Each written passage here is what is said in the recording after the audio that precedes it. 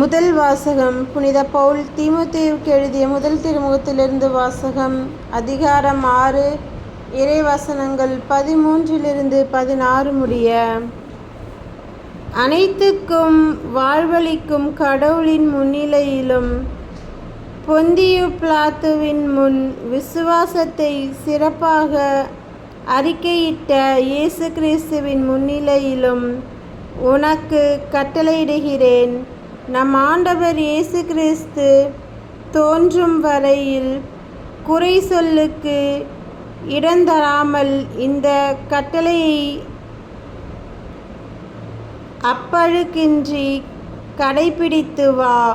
உரிய காலத்தில் பேரின்பக் கடவுள் அவரை தோன்றச் செய்வார். கடவுள் ஒருவரே வேந்தர், அரசருக்கெல்லாம் அரசர், ஆண்டவருக்கெல்லாம் ஆண்டவர். அவர் ஒருவரே சாவை அறியாதவர், அணுக முடியாத ஒளியில் வாழ்பவர். அவரை கண்டவர் எவரும் இலர், காணவும் முடியாது. அவருக்கே என்றென்றும் மாண்பும் ஆற்றலும் உரித்தாகுக. ஆமேன். ஆண்டவரின் அருள்வாக்கு. இறைவா, உமக்கு நன்றி. நற்செய்தி வாசகம். புனித லூக்கா எழுதிய நற்செய்தியிலிருந்து வாசகம். அதிகாரம் 8, இறைவசனங்கள் 4-15 முடிய. பெருந்திரளான மக்கள் எல்லா ஊர்களிலிருந்தும் அவரிடம் கூடி வந்தபோது அவர் உவமை வாயிலாக கூறியது: விதைப்பவர் ஒருவர் விதைக்கச் சென்றார். அவர் விதைத்த போது சில விதைகள் வழியோரம் விழுந்து மிதிப்பட்டன. வானத்து பறவைகள் வந்து அவற்றை விழுங்கிவிட்டன. வேறு சில விதைகள் பாறை மீது விழுந்தன. அவை முளைத்த பின் ஈரமில்லாததால் கருகி போயின. மற்றும் சில விதைகள் முட்செடிகளின் நடுவே விழுந்தன. கூடவே வளர்ந்த முட்செடிகள் அவற்றை நெருக்கிவிட்டன. இன்னும் சில விதைகளோ நல்ல நிலத்தில் விழுந்தன. அவை வளர்ந்து 100 மடங்கு விளைச்சலை கொடுத்தன. இவ்வாறு சொன்ன பின், கேட்க செவியுள்ளோர் கேட்கட்டும் என்று உரக்க கூறினார். இந்த உவமையின் பொருள் என்ன என்று அவருடைய சீடர் அவரிடம் கேட்டனர்.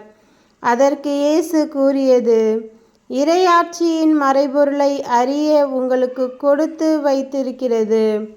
மற்றவர்களுக்கு எல்லாம் உவமைகள் வாயிலாகவே கூறப்படுகின்றன. எனவே அவர்கள் கண்டும் காண்பதில்லை, கேட்டும் புரிந்து கொள்ளவில்லை. இந்த உவமையின் பொருள் இதுவே: விதை இறைவார்த்தை. வழியோரம் விழுந்த விதைகள் அவ்வார்த்தைகளை கேட்பவர்களுள் சிலரை குறிக்கும். அவர்கள் நம்பி மீட்பு பெறாதவாறு அலகை வந்து அவ்வார்த்தையை அவர்கள் உள்ளத்திலிருந்து எடுத்துவிடுகிறது. பாறை மீது விழுந்த விதைகள் அவ்வார்த்தையை கேட்கும்போது அதை மகிழ்ச்சியோடு ஏற்று கொள்பவர்களை குறிக்கும். ஆனால் அவர்கள் வேரற்றவர்கள். சிறிது காலமே அவ்வார்த்தையை நம்புவார்கள். சோதனை காலத்தில் நம்பிக்கையை விட்டுவிடுவார்கள்.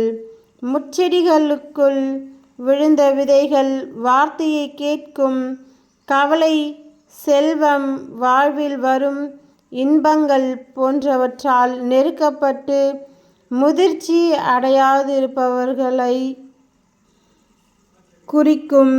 நல்ல நிலத்தில் விழுந்த விதைகளோ சீரிய நல் உள்ளத்தோடு வார்த்தையை கேட்டு அதை காத்து மன உறுதியுடன் பலன் தருகின்றவர்களை குறிக்கும். கிறிஸ்துவின் நற்செய்தி. கிறிஸ்துவே உமக்கு புகழ்.